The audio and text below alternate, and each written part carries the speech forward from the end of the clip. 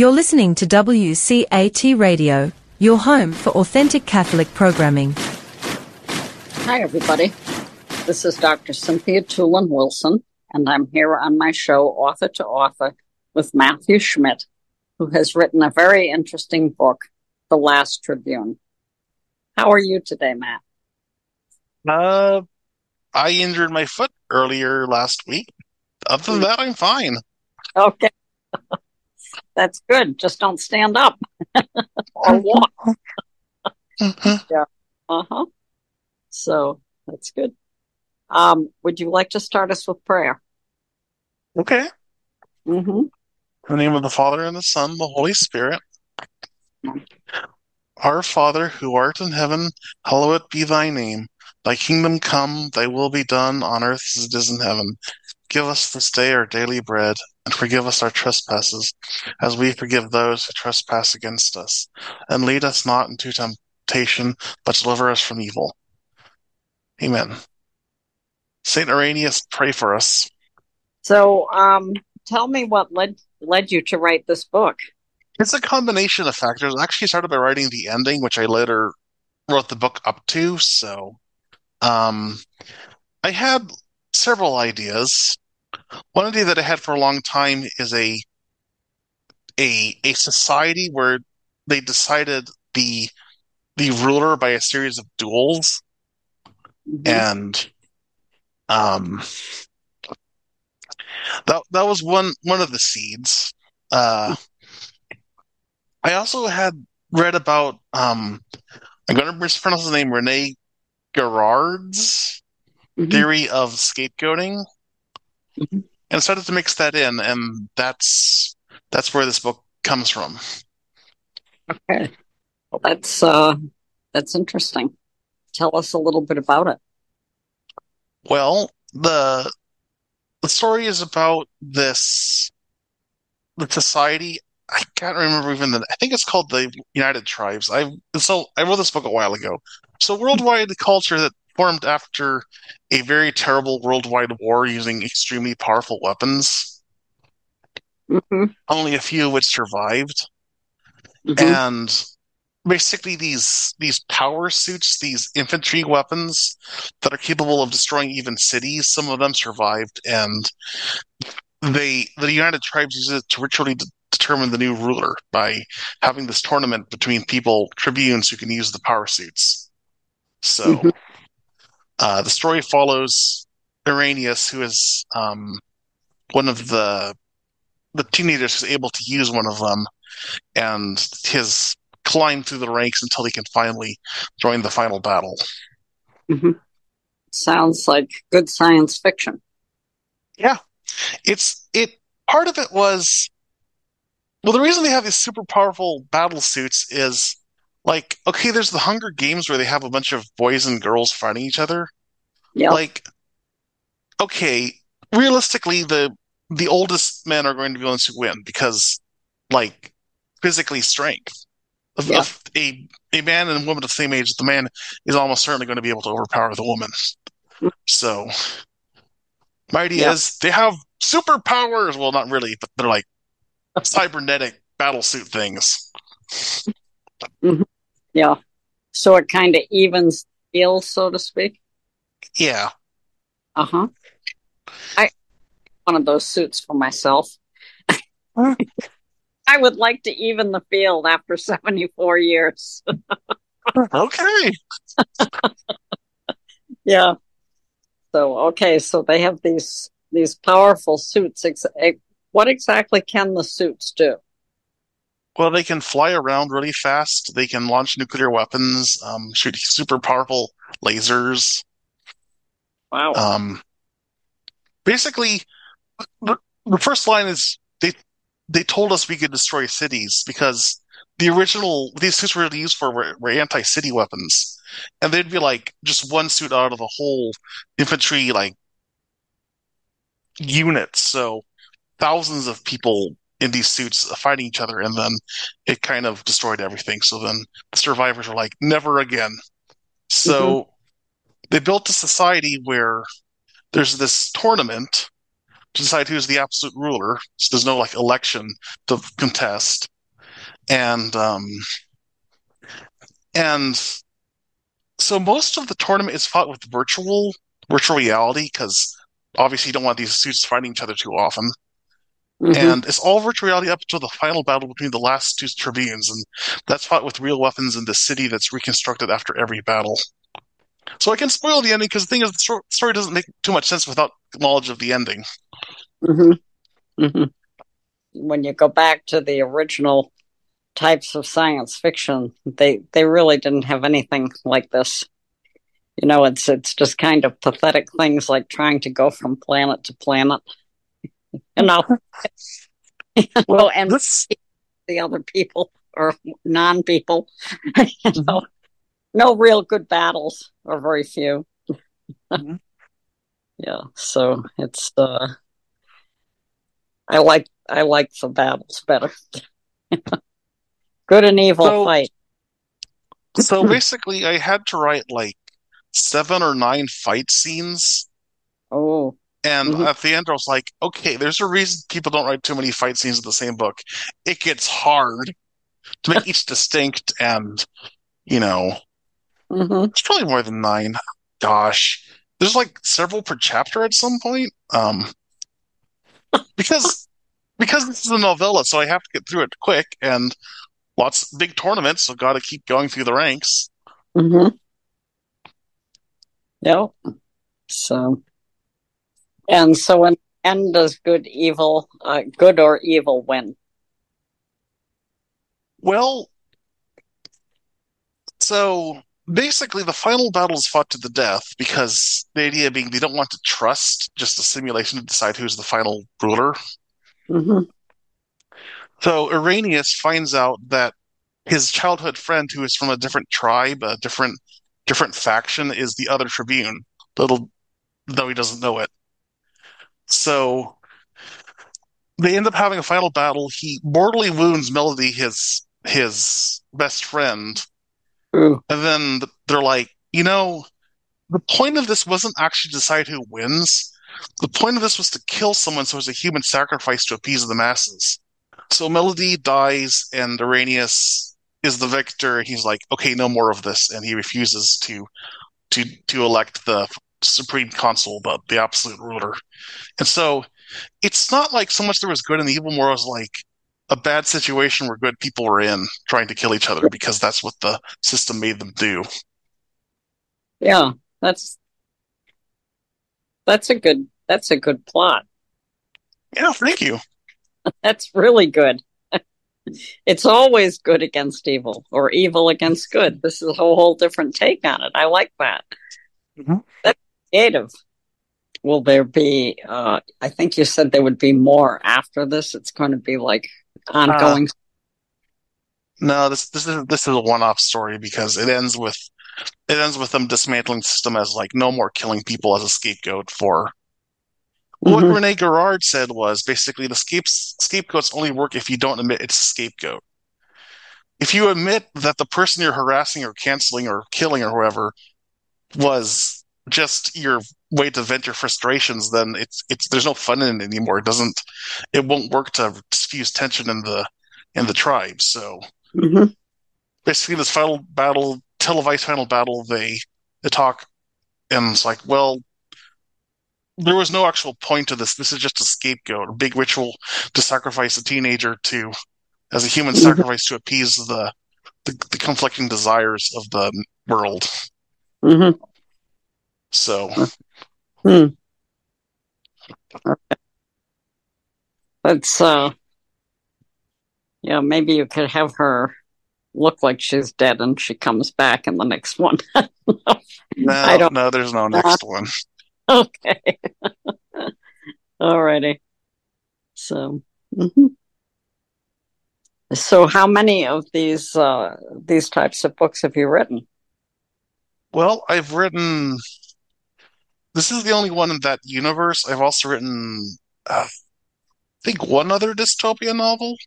The World of Wishes, that's a series, although I've never gotten beyond the first book. Okay.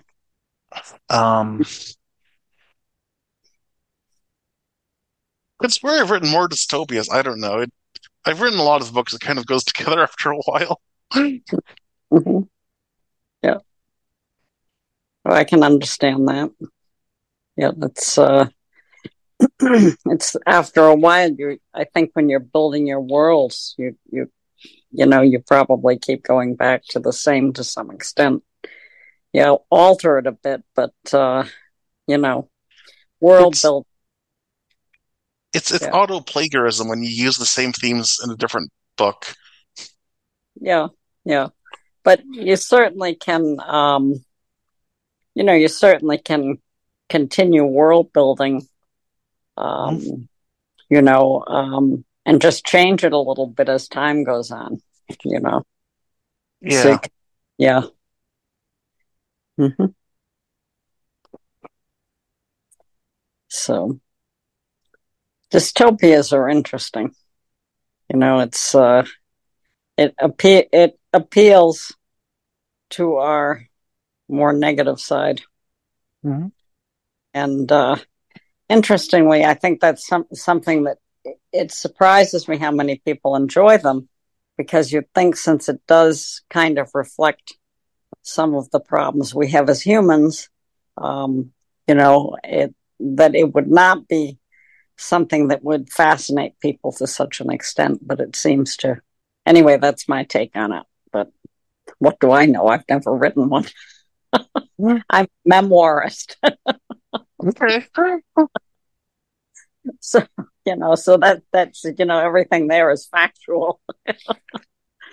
But, yeah. Well, sometimes I do mix real world events with my fiction because I figure I've experienced this myself, so like why not give an accurate picture? Like Hmm. um I've written scenes in ICUs, and then I was actually hospitalized in the ICU once, and I was like, this is actually a lot different. You could write one about American politics. I If, am. I am writing are a you? book about American politics. It's set in a, a society much like our own, except there's like necromancers and AIs and indentured servants, which I guess maybe isn't all that much too different from modern society. But anyway, I don't know. Indentured servants, certainly we call them now, but we just call them, you know, people living in the inner city that are hmm doing the lousy jobs, hmm So I don't know that would be that off. It seems like it yeah. would work. Yeah. Well, Hmm. it's this book I'm writing. It's thinly disguised political commentary, but basically it's my way of coping with 2020. Um, Oh. it's not complete yet. That one isn't out yet, so. Hmm. Hmm. American politics, if we look at them closely, could actually be a horror show. I Mm-hmm. don't know what's going on, but anyway, it should. This Last Tribune is also somewhat of a commentary on American politics, and that it's like these people, the different tribes, really, really hate each other, but the hate is more like they express it by having this tournament that kills someone in the end. Well, the hatred between different groups in this country certainly does end up in a lot of death. Yeah, unfortunately. It's way beyond unfortunate. It's just really, really sad. You know. Yeah. Hmm. Well, I figure I can write a book that may not like change the course of history, but at least it'll give someone a way to cope. So Hmm. I figure like Last Judgment, stand before Jesus and be like, Lord, maybe I didn't do all these other things, but I, helped you when you were really bored or in pain. I gave you a cool book to read, so let me in. It could work. Who knows? So, how many books total have you written? You seem to be very prolific when you're talking about these different stories you've written. The one, two, three, four, five, six published, I think, but I'm not quite sure. It might be seven. Mm-hmm. Um, maybe it's they're different series, and I can think of the series names, but I can't It's They're written too many books. Yeah. There's no end to the writing of books, as Ecclesiastes says. Yep. I wrote one memoir and then I decided I have to write another one. Well, now It's, with ChatGPT, there is no end to the writing of books. You just have it write books for you. yeah. Yeah. So that's, that's, it's an interesting occupation. Uh-huh. It's, when you think of it, you just sit there and think and type. And the next thing you know, there's something that exists that didn't exist before. Yeah. It's really a fascinating That's fascination.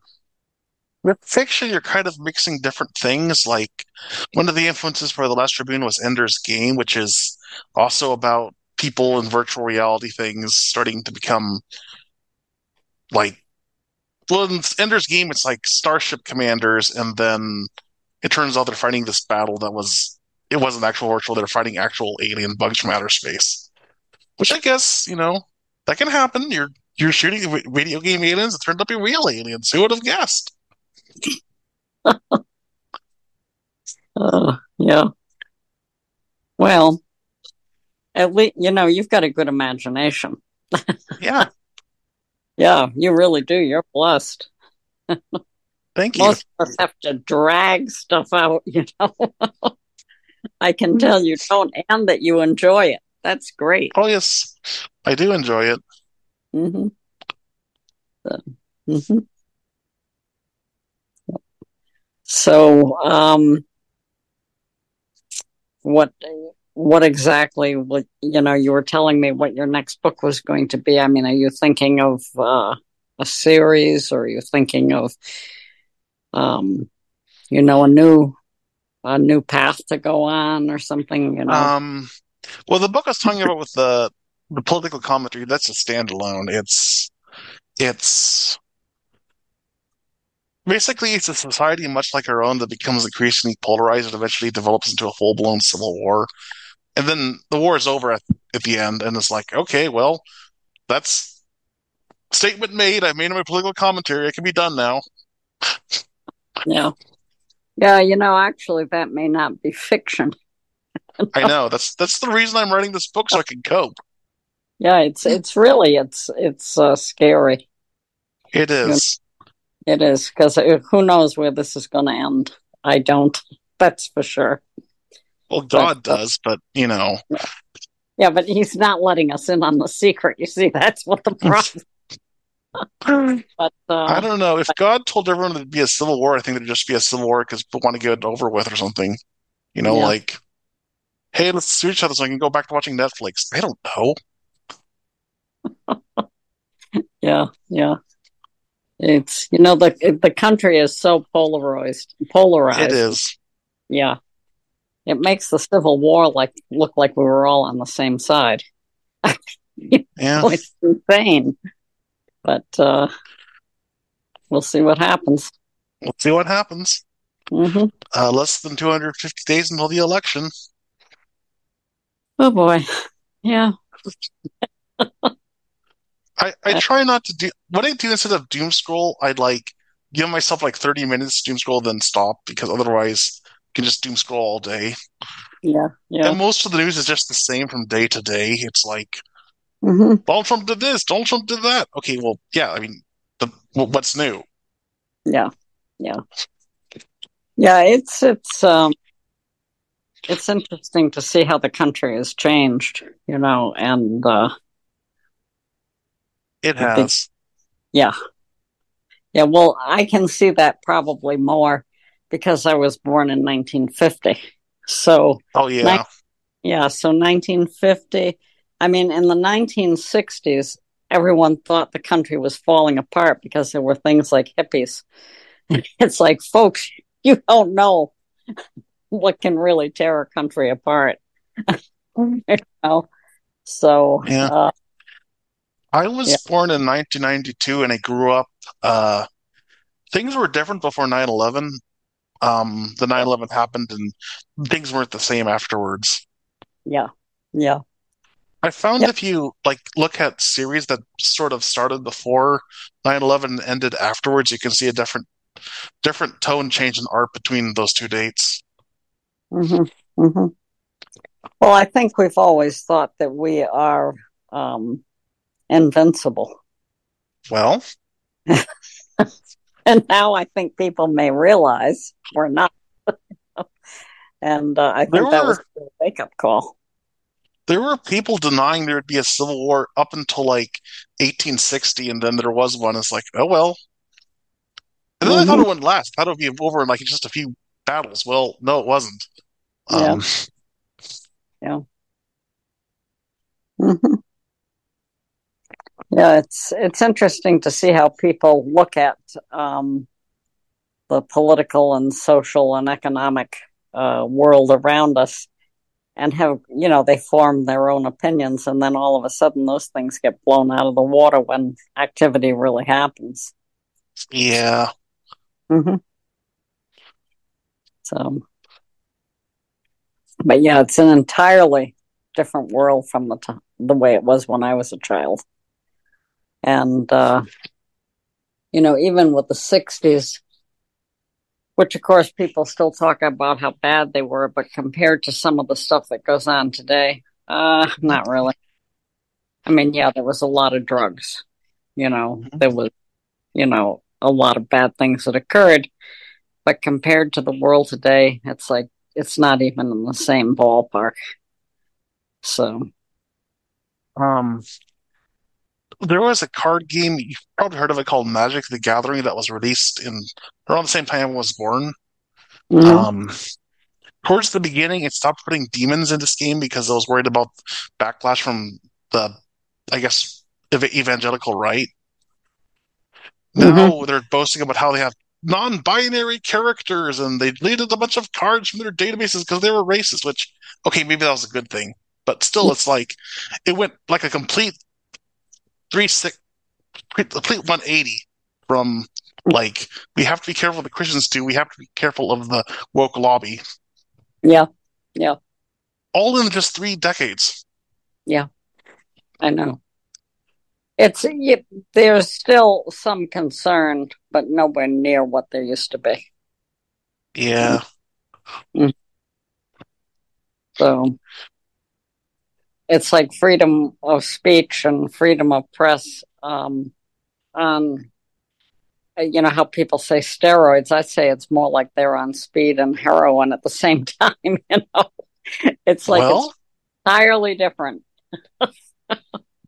You know, so yeah, I'm not sure how much free speech is out there anymore because, like, you can say whatever you want, you might just get canceled. And yeah, it's a thing I've thought about as an author. Like, what if I say something that ticks off everyone? Well, that could happen. yeah, yeah.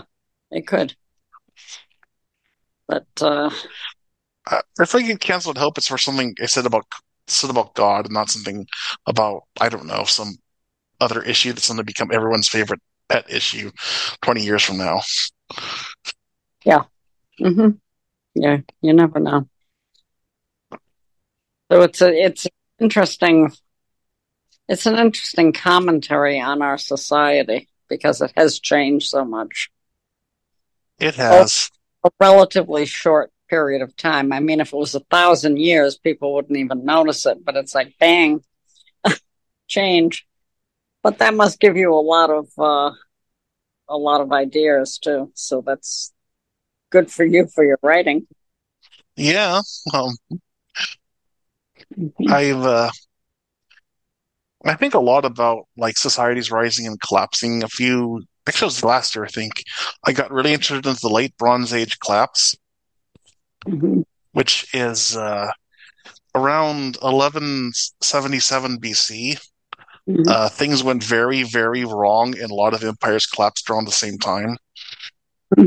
But it's not clear exactly what happened because there's one city that has a bunch of like cuneiform tablets saying, "Guys, we need help. Please send help," and then somebody cuts off. Like whatever they wanted help from, it was too late for them by the time the archaeologists find it.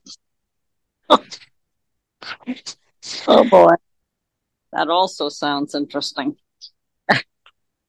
Yeah, the Yeah. late Bronze Age was was actually pretty global culture for like a portion of the globe, but lots of trade between kingdoms.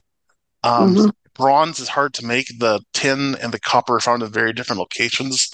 So there are these supply chains going across like thousands of miles to make bronze. Mm-hmm. And then things went very bad for some reason. No one's quite sure why, and it all fell apart. Well, ultimately, if we look at all of the cultures of the world over time, eventually they do all disintegrate. Yeah, You that's know? the thing I think about. Yeah. It's something that doesn't inform my writing because, like, I tend to write in cultures that are near some sort of great change. I mean, maybe it's because I grew up with lots of great change, but something before something goes really bad or there's some big change that's changing how everything is. Mm-hmm. There's certainly been enough of them over history, Yeah, so.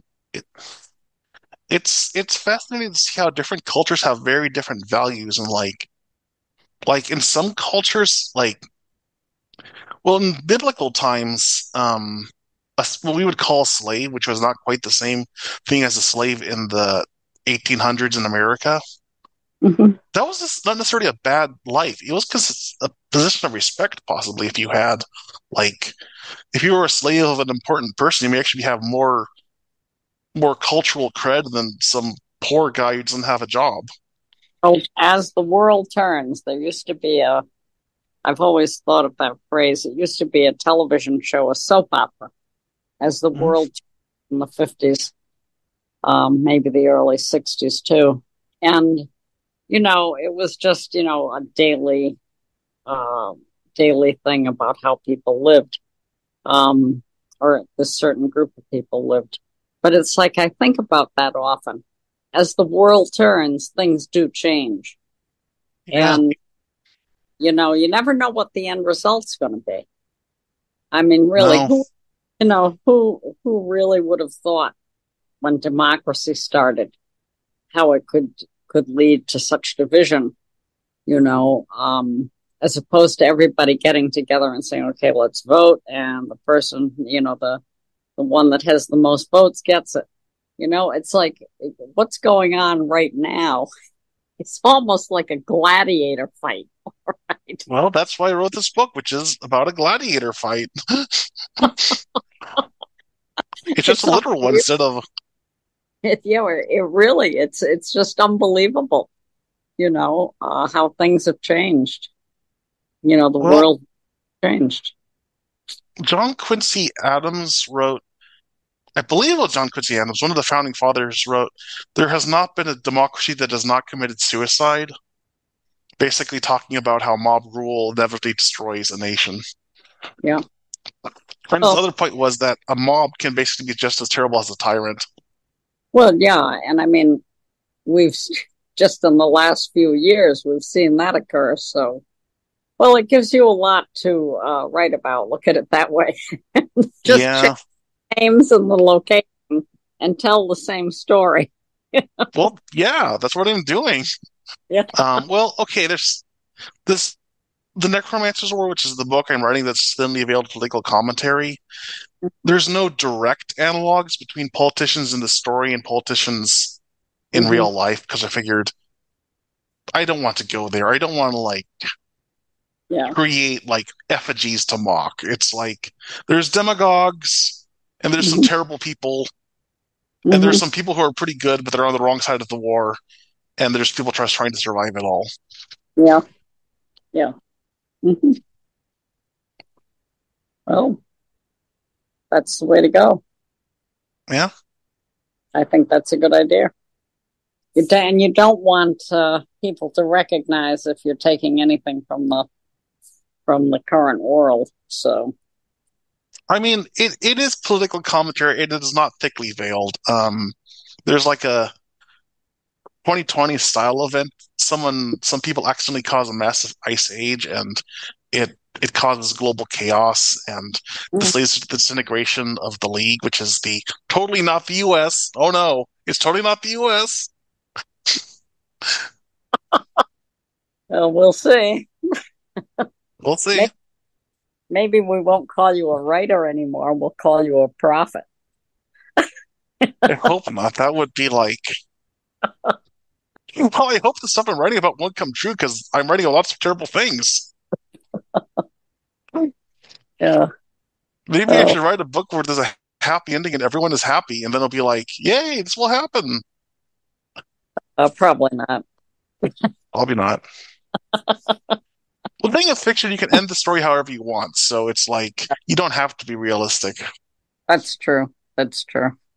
It's fascinating to talk to somebody who's building worlds and looking at the way the world is right now, which isn't good. So, yeah. Yeah, the only problem with writing about current events is you have to write fast. I want to get this book done before the election, so less than 250 days to do it. Write fast. 250 days. Less than that, actually, but yeah, that's not great. But that's not going to be a good amount. That's not going to be a good period in our history, I don't think. no. A lot of. Well, I'm an administrator on the Catholic Writers Guild's chat room. Mm-hmm. And we have a politics channel, and it's an active channel. Occasionally, I've had to move prayer requests into it because, like, guys, you cannot talk about politics in the prayer request channel. Talk about it in the politics channel. It's fine there, but don't pray about political things in the prayer request channel. Mm-hmm. Mm-hmm. Yeah. Although the one subject that I saw that got more heated than anything else on the entire chat room, I once innocently posted a poll saying, "Is there writing in heaven?" And that was the most heated discussion I have ever seen on the chat room. Really? Yeah. We had to like diffuse it after a while because people got so upset about it. It's worse. Wow. Now that's something you should write a book about. How people are afraid of writing in heaven or whatever. Well, I think it's because people, like, at least among Catholics, it's like, well, heaven is going to be where you're spending your eternity with, like, right? Mm-hmm. So if something you want isn't in heaven, you'll basically just have it on earth and it's gone forever. So, that's a sensitive subject. Yeah. I didn't know how sensitive, like, I think the more common one is, are there pets in heaven? Which is, I know not to post about that. That's just asking for it. Yep. Well, I'll tell you, if Lulu the cat here isn't going to heaven with me, no, yeah, people are crazy about their pets. I know. I'm one of those women. I'm a cat lady, an old cat lady. There you go. Oh, I have a whole female cat. We bonded. Mm-hmm. But anyway, yeah, that's really. I would never think that writing would drive people over the edge like that. Is there writing in heaven? I mean, it's a legitimate question. It is. It drove people mad. That's crazy. So yeah, we I'll admit that I'm one of the people who got mad. So it's like, okay, lesson learned. Yep. Don't make that kind of thread. At least not in the normal chat room. Make it in politics if you're feeling brave. Well, I mean, who would ever think such a thing would be an issue that would get people... I didn't think that. I mean, I could imagine a lot of good conversations coming out of it, but Yeah, so yeah. Well, we could put something on there about interspecies love. The cat and woman. But I'm not surprised that would be a hot topic because people really do love their pets. They make them into little people. Yeah. with fur. My brother is in seminary, and apparently that's one of the topics they covered is what to do when you're a priest and some kid asks you, "Is my dog in heaven?" Oh, Because like they're going to ask you that. yep. Yep. hmm And what is the appropriate answer to that? I think they just said, "I don't know," or they try saying, "I don't know," or something like that, because theologically, dogs and cats and whatever don't have immortal souls like we do. hmm So, but like, okay, God could recreate a cat. I mean, he's God; he can do whatever he wants. I bet the majority of pet owners want their animals in heaven, and they no idea. They don't have souls. You're right. Is there anything else that you'd like to tell us about this book, like where we can get it? And Oh, it's on Amazon and a bunch of other retailers. It's not limited just to Amazon. It wasn't that successful commercially, so I'd be happy if you bought a copy because they're like, "Yay! It actually sold a copy." well, you have to do a lot of marketing, I guess. So Yeah, but like some books sell and some books don't, and no one knows why. hmm And this book, for whatever reason, didn't grab people's attention. Although maybe it just didn't get enough readers to like start light the fuse, so to speak.